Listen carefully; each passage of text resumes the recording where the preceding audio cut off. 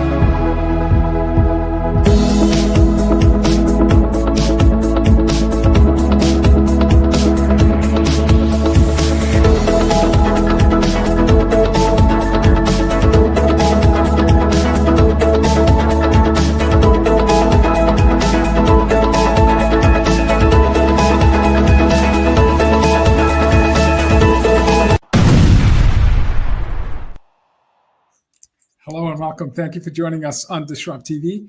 My name is Vala Afshar. I'm the Chief Evangelist at Salesforce and your co-host for the next hour. We welcome you to follow us on X at Disrupt TV Show. We'll do our best to answer your questions live. It's my pleasure to introduce my co-host, Ray Wang. He's the CEO, founder of Constellation Research. He's the best-selling author of Everybody Wants to Rule the World. He's one of the top futurists to follow on X at RWANG0. Welcome, Ray Wang, to Disrupt TV.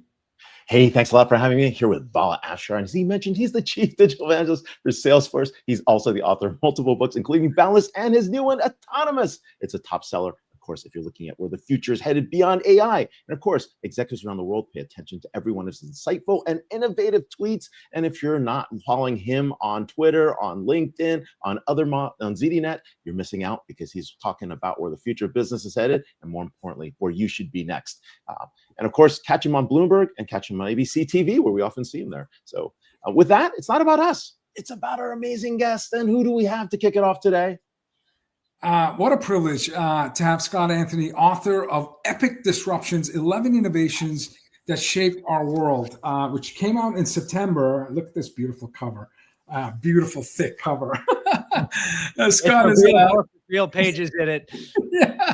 Scott is a clinical professor of strategy at the Tuck School of Business at Dartmouth, where his research and teaching focus on adaptive challenges of disruptive change.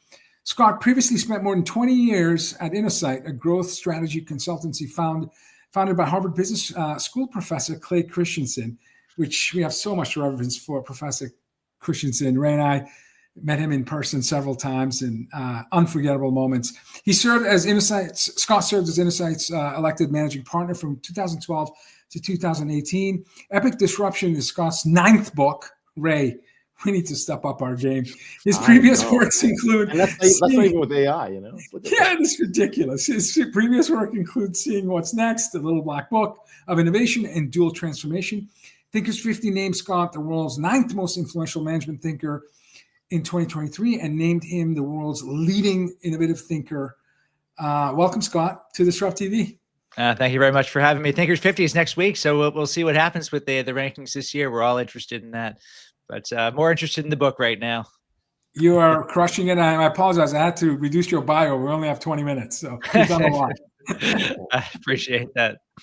Well, we're so happy to have you, right? Really thinking about the future. I mean, you've been looking at these disruptive innovation line models. You've been thinking about disruption across the board. And then you reach back into history and you talk about some of the innovations that shaped our modern world. Is there one that stands out? I know you chose 11. Must have been even hard. There's probably like hundreds, but then you broke it down to 11. Is there one that really is your favorite and why? Okay, I'm going to ask for your help here. I have 4 children, and asking me which of the 11 stories is my favorite is like asking me which of my 4 children I love the most. So what I have done is I've got the electronic version of Epic Disruptions. The table of content in the print version is 2 pages here. My finger is going up and down. Just say the word stop, and I will stop whenever you say stop. Is it going to be Julia Child? Is it going to be McDonald's? Is it going to be the Steel Mini Wheels? Stop. It is Florence from Florence. Okay, so let me tell you the very brief story, which is one of my 11 favorite stories, I got to tell you. So the story is about Florence Nightingale, very brief version of the story. She's born in 1820 in, of course, Florence, Italy. In the 1830s, she gets a call from God to enter a life of service as a nurse. Her parents are unhappy about this call because nursing at the time is a lower class profession. Her family is an upper class family. In the 1850s, Florence has overcome this resistance. She goes to the Scutari Hospital during the Crimean War. This is in modern-day Turkey. When she arrives, she sees abhorrent conditions. At the time, the worst place to be is not on the battlefield. It's in the hospital. There's open sewage, there's foul air, and so on. She goes back to London. She's asked to serve on a royal commission by the Queen. This is when the story gets interesting. She does 3 things to drive deep systemic change. Number 1, she uses data and visualization to highlight a problem. When you don't clean up the hospital, people die. Number 2, she starts writing. She writes books like Notes on Nursing that explain in plain language how anyone can be a nurse. Number 3, she teaches. She was arguably the world's first social media star. The Crimean War was the first war with the telegraph. So we're getting real-time updates from the front. She turns into the in, she opens up a teaching hospital. Nightingales fly through the world. This is how you change a system. You get data and visualization to tell a story. You give people practical advice. You teach them. And Florence Nightingale demonstrates how you disrupt healthcare, how you move from treating people who are sick to preventing them from ever getting sick. If you have a toilet that flushes with sewage removed, if your garbage is taken away, you can give a little bit of thanks to the lady with the lamp. That's an epic disruption. Wow.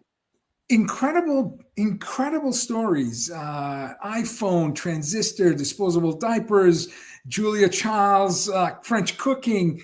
How did you land on 11? How did you pick? How did you decide? And it's such a variety of stories, all great, all disruptive, all epic. What was the process of narrowing, selecting, and then deciding, after 11, I'm done? Well, the process of writing a book is never a linear straight line process, just like innovation itself. The final book was the 3rd version of the book. The 3rd and 1st version bear very little resemblance to each other. So it's an organic process, the basics of it. So the charter come up with and identify and tell stories about things that really change the world that fit the pattern that Clayton Christensen identified around disruptive innovation. So they have to be a very particular thing. They have to, in classic disruptive fashion, change industry dynamics by taking things that were complicated and expensive and make them simple and affordable. So I went to the canon, The Innovator's Solution, Clay's 2nd book. In the 1st chapter, there's 100 years of disruptive innovations. I picked 4 of those. Then you start going back further in history. You get things like gunpowder and the printing press. And then you need things that might bring a little bit of fun to the book. So you get Florence Nightingale and Julia Child. There were some chapters that got added along the way, that got dropped along the way. I remember McDonald's. And McDonald's. You got sauce. Yeah. And my favorite title for a chapter, there's about Pampers disposable diaper. I didn't come up with the title. My editor did, Kevin Evers. Oh, crap is the title of the chapter. Yes. Oh, crap. We had some fun with it. But, it's interesting. When I sent the next to last version of the manuscript to the publisher, we were working on titles. We came up with Epic Disruption. The subtitle said 10 innovations that shaped our modern world. And I said to the publisher, I said, you do realize I have 11 chapters in there. I said, this one goes to 11. If you know the reference there. It had to be 11 because this one was one louder. If you don't, you don't. That's fine. But very, very cool. And how do some numbers? how do some of today's ongoing disruption, because you're the expert, like obviously, artificial intelligence, clean tech, whatever it may be, connect to past innovations, like you mentioned, gunpowder and the transistor radio? So let me make a couple comments here. First, in 1620, in his magnum opus Novum Organum, Sir Francis Bacon said, in human history, there have been three things that changed the state and appearance of the entire world. That was gunpowder, the printing press, and the compass. Three things. Today, you have autonomous vehicles, artificial intelligence, augmented manufacturing, and augmented reality, additive manufacturing, and augmented reality. I've got four things, and I haven't left the letter A. Disruption now is a very pervasive phenomenon. That's the first thing. The second thing, in the conclusion of the book, I say for each chapter, we can see an echo of that disruption today. Gunpowder is about blowing stuff up. Clean tech is an echo of that. The printing press is democratizing information. Artificial intelligence does that. The Model T is a car. Autonomous vehicles also are vehicles, and so on. So you can definitely see the connection. Third, and most critically, what the stories do is serve as metaphors, ways to give you a lens to look at what is going on now. They are timeless stories, but they provide fiercely urgent messages. Florence Nightingale shows if you want to drive change on any complex problem, you have to act in a system level way. The Model T story, the story of the automobile, says in the middle of a disruptive change, it's really messy. In the 1920s, cities were not built for cars. They were built for people. So there was chaos on the streets until there were technologies like traffic lights. There were norms like who turns when, and there were regulations like driver's license and speed limits. Artificial intelligence arguably is in that messy middle. We need technologies, we need norms, and history says, despite what some people might tell you, we need some regulations as well. So again, the past can be a really helpful lens on the present. Ray, I think Scott may be the only guest we've had on the show that could go from A to Z and give multiple examples of disruptive innovation by letter. I got stuck with B, blockchain. My mind was thinking C and D, and I'm like, this is not easy. So that was awesome. That was awesome. Scott lives. I'm trying to think of what a good Z. For Z, I was thinking about Zephyrs, which is a promise unfulfilled. But wow. Those are the two Z words that came to mind. And of course, artificial intelligence can do all of that much more easily than we can, but we have a little bit more fun, don't we? We really definitely do, and it's awesome. But you live and breathe this stuff. But a lot of times we use words and we overuse them. They're misused. They're misunderstood. Disruption's one of those, right? People want to say everything's disruptive. Everything's disruption. Why does it matter when we actually really get to the real disruption that you're talking about? Yeah, it's a really important question. And of course, if you were to talk to Clay Christensen, who sadly passed away 5 years ago, he would say one of his biggest regrets was picking the word disruptive to describe the phenomena that he identified, because the word disruption has so many meanings to so many people. Sometimes it's my travel was disrupted because something happened, or it's something big that happened in my organization.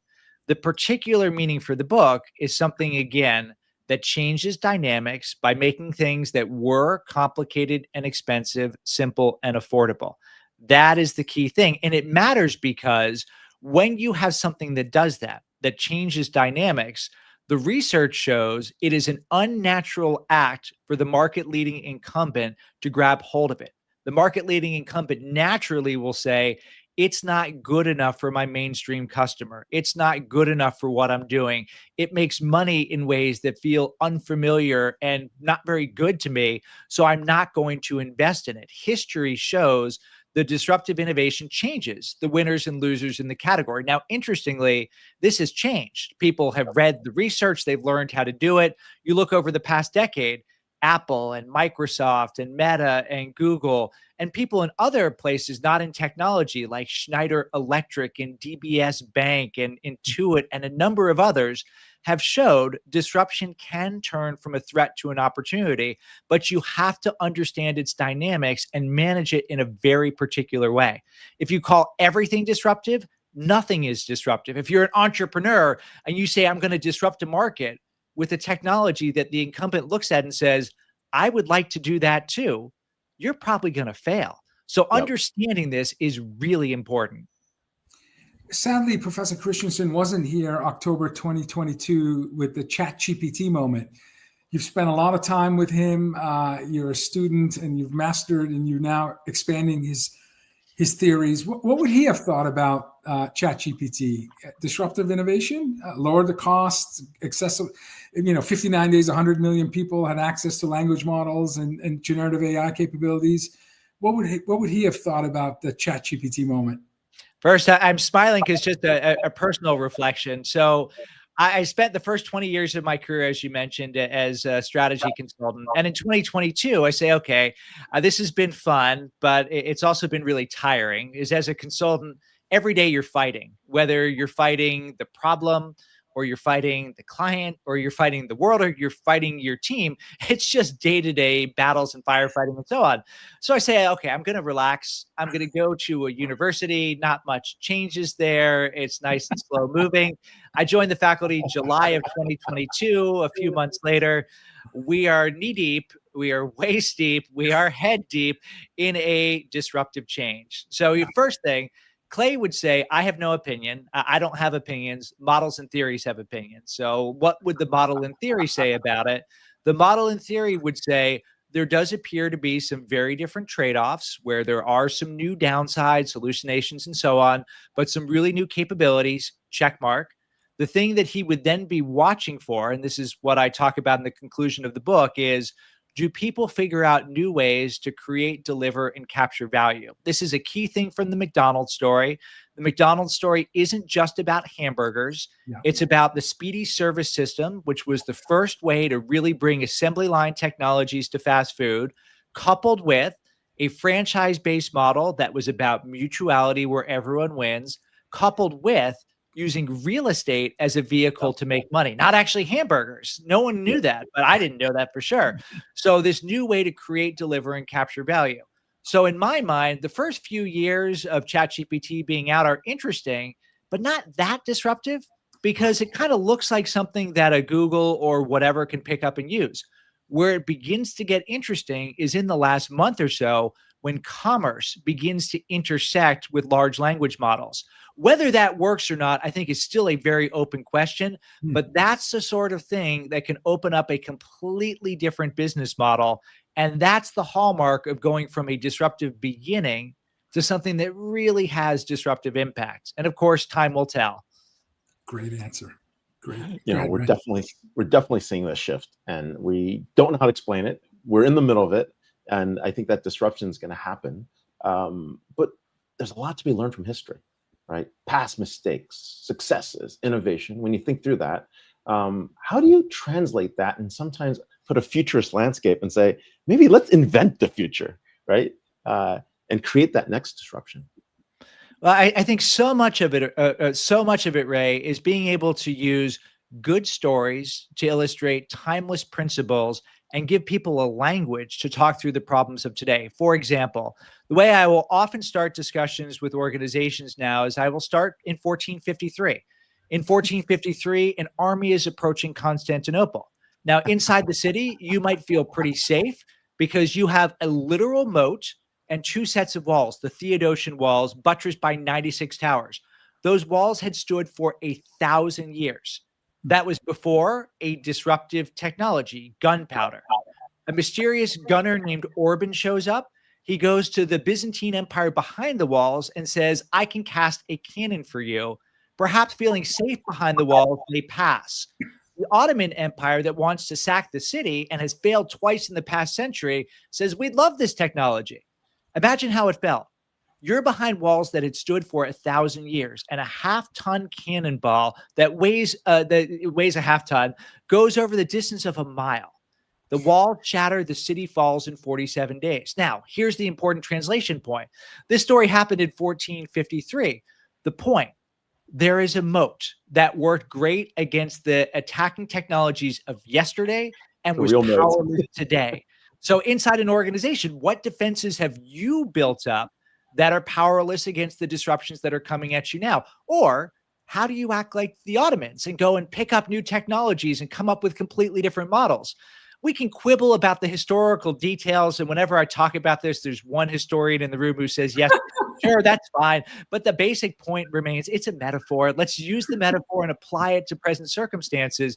And the beautiful thing about it is it changes the conversation when you can do this. Clay Christensen was an absolute master at using business analogies and business stories coupled with a model to help people see differently. And I'm trying to give people different stories that go deeper in history to do the exact same thing. Absolutely. I remember Ray and I sitting right front row listening to the milkshake story. And just like this is like my takeaway was smart people use simple language. You don't need to have acronym soup and complex because we only understand we only hear what we understand. So he was masterful. And you can probably still remember certain lines in it. Stir in tiny chunks of fruit, not to make it taste better, so that every once in a while you get a little surprise. It makes your commute that much more interesting. Yeah, I can word for word do it because I saw Clay do that about 50 times, but it sticks with you. That's the power of a good story. And I think it is absolutely true. Storytelling is a superpower if you use it in the right way inside organizations. It gives people something to hold on to repeat, to be able to use to understand things. That's absolutely true. In fact, I think it was Steve Jobs who said the most powerful person in business is the storyteller.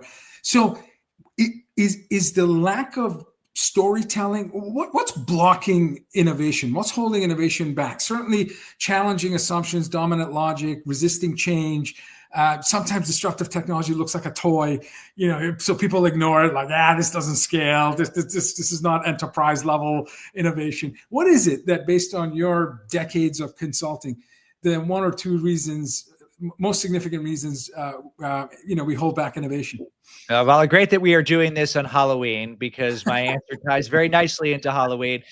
Chapter 10, the chapter about steel, at first was very boring. Clay loved to tell the steel mini mill story. And I said, all right, let me, a little homage to Clay. I'll tell the story with a little bit more details. One of the reviewers, Thomas Weddle-Weddelsberg, who looked at it, said, I learned nothing and fell asleep in this chapter. He said, what if you flipped it? And instead of telling the story from the perspective of Nucor, who used steel mini mills to disrupt the incumbents, you looked at it through the eyes of the incumbent. I said, interesting. And when you do that, it brings into sharp contrast one of the invisible but powerful barriers to disruption inside established organizations. It's what I call ghosts. Every organization is haunted by them. In homage to Charles Dickens, there are three types: the ghosts of the past, the trauma that your organization never got over. For Bethlehem Steel, all sorts of issues with unions in its history. To fight against steel mini mills would require non-unionized. No. Don't go there. The ghosts of the present. These are the patterns that you're following that are deeply ingrained in your organization that probably trace back to its origin story that you're blissfully unaware of. Bethlehem Steel had two leaders, Charles Schwab, not the finance guy, the steel guy, and Eugene Grace, for 70 years. They pushed the idea, scale production, don't pioneer, run the mills full. That is just what they did. So you go and say, let's go and run our main mills subscale and go and do new things. That's anathema. You just can't do that. Why? It's just the way we do things. Finally, ghost number 3, the ghost of the future. When you work for an organization, your identity merges with that organization. When you're going through a disruptive change, the identity of the organization changes. Your own identity you want to cling to. You are scared of moving into that future. So that to me is the biggest barrier. They're invisible, but they're in every organization. The trick is to think differently. The treat is having you here. That was awesome. You're an amazing storyteller. Amazing. As a resident of Lehigh Valley, I completely witnessed all that.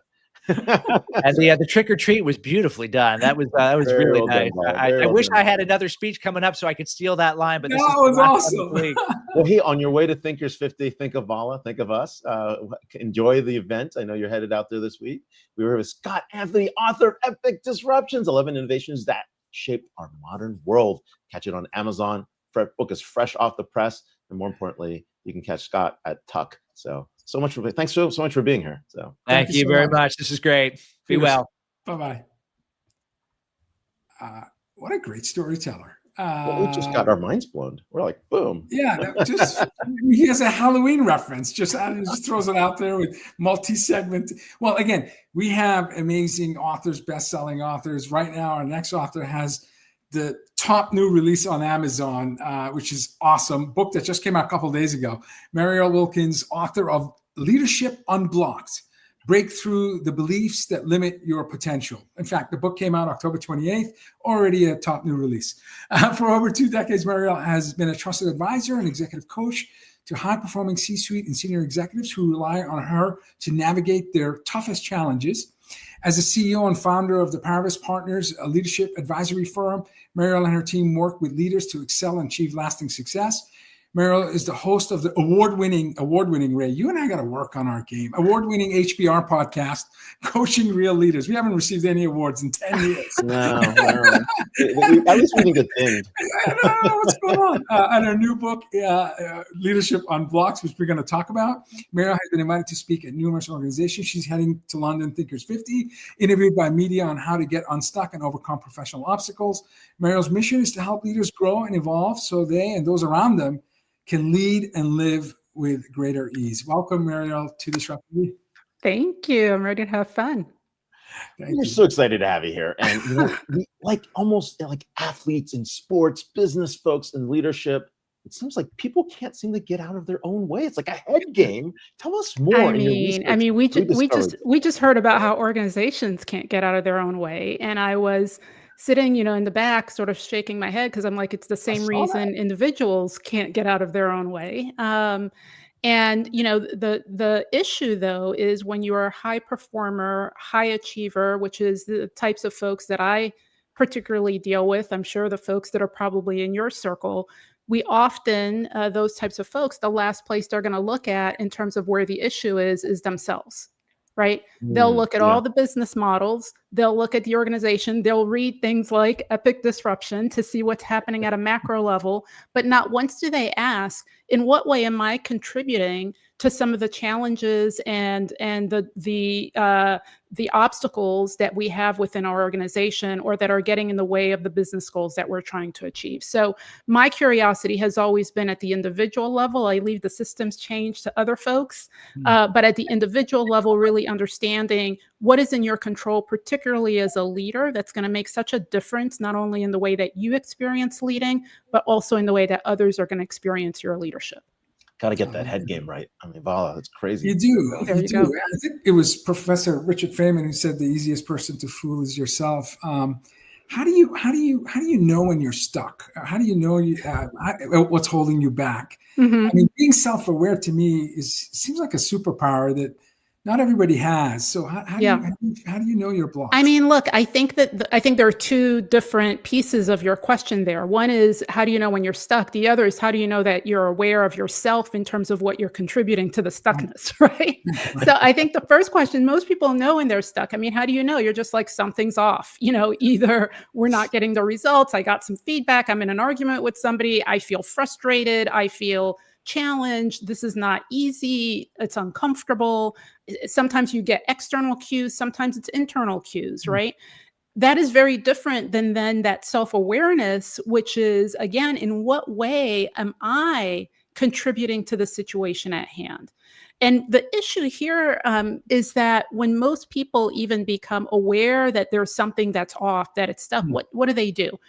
We are so action biased because that's what we've been rewarded to do. And there's nothing wrong with moving to action, but we rarely take a beat to say, okay, what is actually driving the action? Instead, what we do is say, when I work with my clients and let's say they get some feedback, right? Because if I work with a CEO, most of my clients are in the C-suite.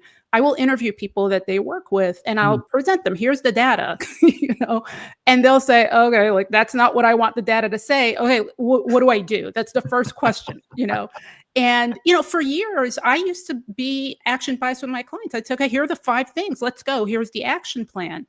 But what I realized is that then the actions that they would put in place were not sustainable. Why? because the internal operating system had not evolved to be aligned with the new actions. So it would be a flash in the pan. And so what I really became curious about are what is the internal operating system, which are really the assumptions that we make about ourselves, about others, about the context that then drive effective leadership. And lo and behold, what are the ones that can get in the way of effective leadership as well? Let's jump there. You talk about 7 types of blockers, right? Mm-hmm. Some of these are beliefs that people strongly feel, don't even know they feel at many times. And sometimes they have more than one of these that block them at the same time.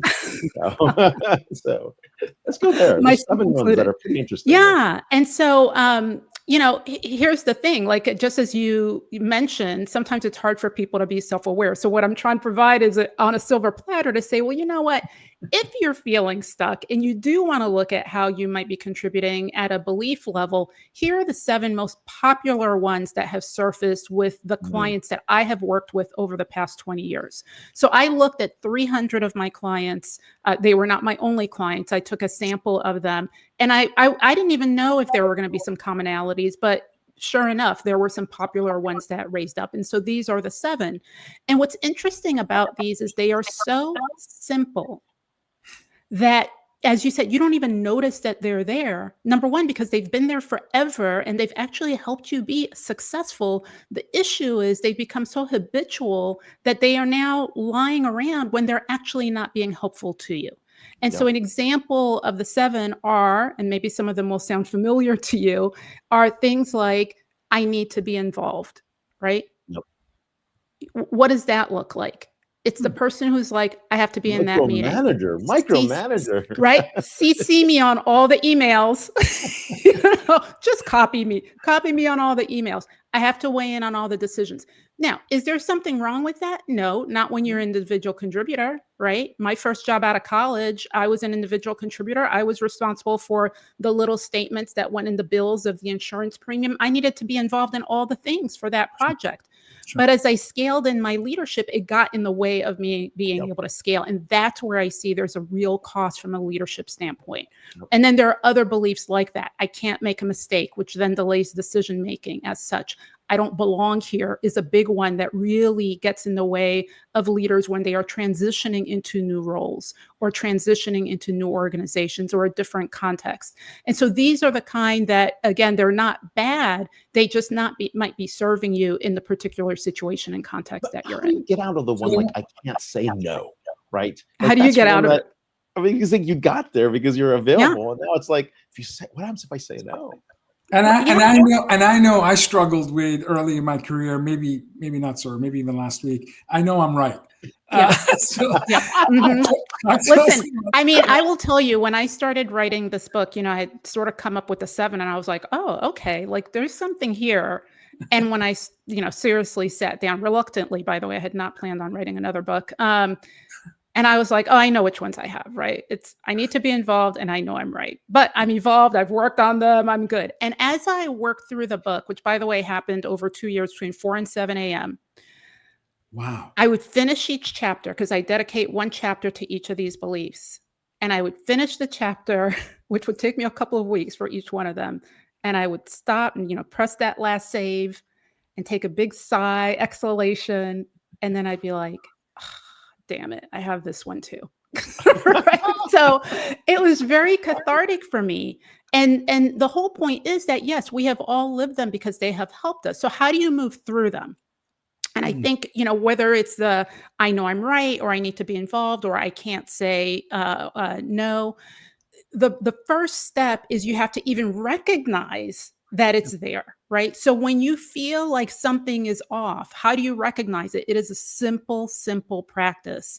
You just ask yourself, in what way am I contributing to why I'm feeling something's off? So first you take accountability and you own it. And then second, in what way is the way I'm thinking, either about myself, about the other, or about the situation, contributing to the actions that's creating this situation? So this is really the acknowledgement, right? And then you name it. And that's when, when I work with folks, when we drill down and ask those questions, they'll say, you know what? It's because I feel like I need to be involved. There it is, right? That's an assumption. There's nothing behind other than that. It's an assumption. And what's amazing about assumptions is they're malleable. We don't really know if they're true. And so the first part is that. Then we can move on to, okay, why is that assumption there? In what way has it helped you? And in what way might it be hindering you, right? And you try to unpack it a little bit. Why? Not so that you get rid of it, but more so that you can understand when it is purposeful for you and you can bring it back when need be. And then the last step, which is really where the magic happens, is you reframe the belief. So you might move from, I can't say no, to I can say yes to these things, but I can say no to these other things. It's a slight nuance, but it's a reframe that then will drive to different actions. That makes a lot of sense. It doesn't surprise me that you recognize some of these blockers and you've been able to unblock. This is why you're going to Thinkers 50 next week, which is the most influential thinkers in the world. Oh my gosh. Val, I'm a behind the scenes person, right? My sweet spot is working one-on-one with folks. And so, people ask me a lot of times, well, what is it that you do? I'm like, I don't really do anything. I just ask the questions that really help surface a lot of things that people intuitively already know, but were not rewarded for knowing, right? Sure. And so these beliefs really have been rewarded over time. We've been valued for them, and that's why we keep them at the surface. But as a leader, you need to evolve your thinking. You need to expand your thinking and have more range. So oftentimes I talk about, it's not about the leader changing. It's not about change. It's about range, because a leader cannot transform an organization beyond the capacity that they have to transform themselves. And fundamentally, that's the business I'm in. Like, learn how to do, you have the best laboratory right here. We are a system, right? Like, learn how to manage your system and then figure out how to do it out there. And people tend to do it the other way around, or just look out there and not look at themselves at all. If you have a sense of entitlement, can you unblock? Can you identify these incredible patterns? How much of it? And I say that, so I'm an immigrant refugee, and so incredible disruptive change early in my life. But watching my parents work super hard, 2 jobs, 7 days a week for 20 plus years, with a smile, laughter. I don't remember any negative memories, but when I reflect, they really worked incredibly hard to rebuild their lives. So my sense is they had zero-sum mindset. They had no sense of entitlement. You have to fight for your happiness. Is that something that's required in order for you to unblock? I mean, I think that what is required in order for you to unblock is a sense of motivation, right? You want to see different outcomes. That's really what drives it. I mean, I'm very outcomes driven. I loosely hold on to outcomes, but I'm always asking, I don't have any skin in the game with my clients in terms of what they want or not want to do. All I'm there for is if they can have clarity about what they want, what outcomes they want, how do they want to show up as a leader, how do they want to lead, how do they want to move the organization, then we can peel back and reverse engineer and say, okay, are you doing what needs to be done to get there? But let's not stop at the actions. Let's also look at the story that you're telling yourself. So you shared beautifully, your origin story. And so something for you is, I'm sure that origin story has an impact in terms of your own belief system and how that pervades the way you work. The question is it always helping you, right? We end up being so attached to these stories that they become our identity, but in reality, they're not our identity. They're not even you. They are just something that you learned and what it taught you, right? What these beliefs, there's a reason they're there. What they teach you is they teach you a way of feeling valued. They teach you a way of feeling connected, and they teach you a way of feeling safe, right? And so when they have all of those things, you use them. When they stop doing those things is when you have to start questioning them. So is it a question of entitlement? I don't necessarily think so. I think it's more a question of, are you reaching the outcomes you want to reach? And if you're not, repeatedly, you might want to look at something deeper than just what you're doing and look more at how you think about what you're doing. That's awesome. I'll have to think deeply about your answer. In your book, towards the end, you talk about helping others unpack their own, hidden blockers, hidden potential. How do you do that? What are some of the questions you can ask?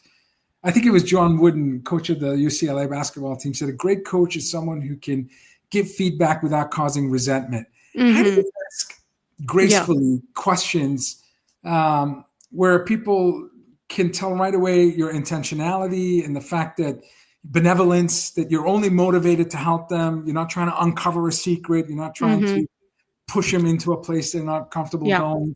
What are some ways you can help your team? Yeah, I mean, Vala, again, I think that the first place to practice that is with yourself, right? We tend not to be curious about ourselves. We tend not to be curious about why we do what we do. And so if we can learn to do that with ourselves with a certain level of grace and curiosity and all the things that you just said, actually listening, it's the same skills we use on the outside with other people. So when I, of course, I do this professionally, but the whole point is neutrality, right? If I ask a question, there truly, authentically, genuinely is no judgment. Like I tell my clients all the time, I'm asking you this, but no shade. Like I don't really, I'm just curious. And I'm curious from the perspective of trying to help you, right? I'm not coming in with an agenda on my end. And so there's a level of when you are in a place of trying to coach another, which many managers and leaders are being called to do, it is very different than being directive and all the other different styles. You have to go in with a level of curiosity, and the agenda truly is, the employee or the team member's agenda. And you've got to meet them where they are. I think where you start feeling resistance particularly is when you're not meeting people where they are, where you're on your side, preaching, or saying, do it like me, which by the way is one of the other beliefs, right? If I can do it, so can you. Sure. Often used inspirationally, but can also be quite demoralizing. But if you meet them where they are, then the questions follow. As someone who's has spent the last 12 years on Fridays doing podcasts, I know it's super difficult work. Of course, we have a world-class producer with Al, so she does 90% of the work, and Ray and I just show up. But you have an award-winning podcast. Oh my goodness! Coaching Real Leaders. I'm curious, the word real, your definition of what makes a real leader. And after doing all these incredible interviews with these great leaders, the best leaders tend to be coaches, best coaches. Can you talk a little bit about that and what makes a real leader? Yeah, I mean, that's an interesting. So my podcast is a little bit of play on words because they are real leaders, meaning what I'm doing on that podcast is I'm coaching real people. And so I don't interview anyone. My podcasts are actual coaching meetings with leaders. So that's why they are real. They are, what else would they be? They're not fake. It's not role play. The only thing that we do is not use their real names. So that what makes them real. And in my opinion, that is what a real, the minute you are told you are a leader or you are in a leadership position, you're a leader. Now, what I will say is there's a difference between being a leader and leading. And I don't think all leaders otherwise are necessarily leading, just because you're a parent does not mean you're parenting, right? So I'm much more interested in the being of a leader, which is the leading piece, rather than the title itself. And that's where, the reality of it comes in and requires, if truly what leaders are meant to do is move an organization forward, build the capacity of the organization, make it sustainable, they have to go back and do it as well with the number one system that they're in charge with, which is themselves. When you think of your own career, is there someone that stands out in terms of the person that most impacted you, unlocking your leadership potential? Oh my goodness! You break through. You don't have to name names. Yeah, no, I mean, there's so many of them. There are so many of them, and I tend to, pull my lessons around career, profession, and leadership from many, many, many different places.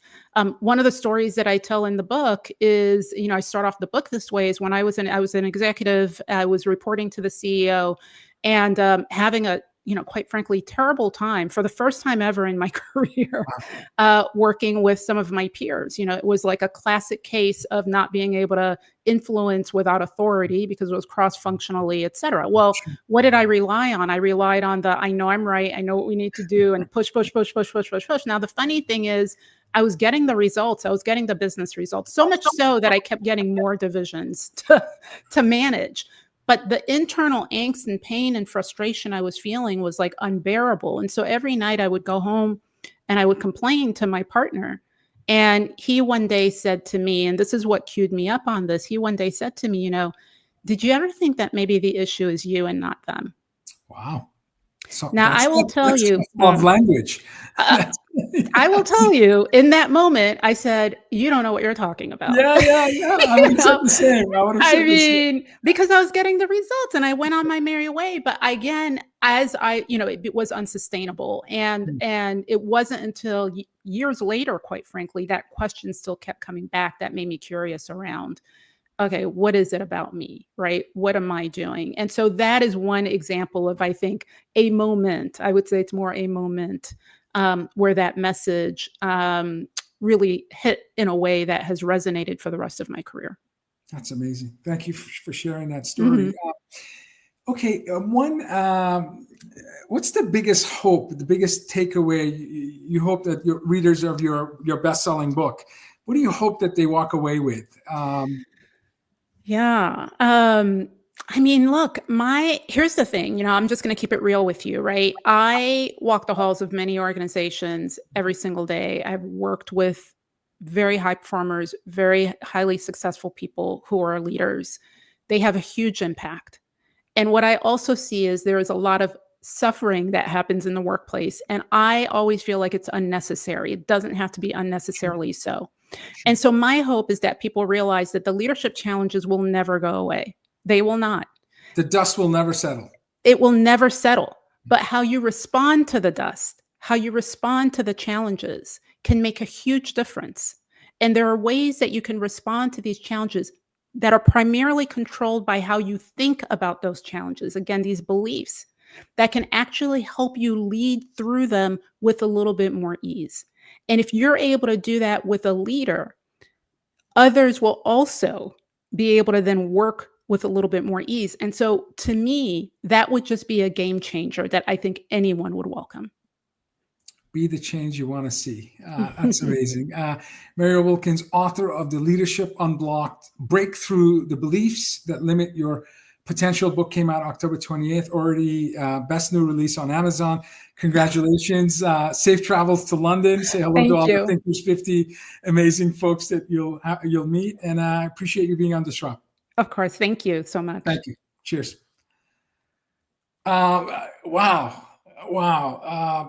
My good friend Ray Wang had a television interview that he abruptly had to attend, a scheduling conflict. When you're one of the smartest analysts in the world, most influential analysts on the world, it's not surprising that people tap you on the shoulder for breaking news, point of view and insights. So we had an incredible episode, I believe episode 416. We've interviewed 1,422 guests over the last 10 years, Ray, myself, Al, our producer. Next week on Disrupt, we are going to have Dr. David Bray, Distinguished Chair of the Accelerator Stimson Center and Principal and CEO of LDA Ventures. We'll have Sue Gordon, transformative leader and disruptive technology expert, former top-ranking national intelligence and national security official. I believe it's Dame Sue Gordon, if I'm not mistaken, but I could be wrong. And then Barry O'Sullivan, Ireland University of College, Cork, a newly announced top advisor to the Governor of Ireland on artificial intelligence. So we're going to be talking about humanity, ethics, AI, new business models, and why this technology may be the most important technology of our lifetime. That'll be next Friday. Thank you, everyone, for tuning in. If it's Friday, it's DisrupTV. We look forward to seeing you, both Ray and I, and Elle, next Friday. Bye, everyone.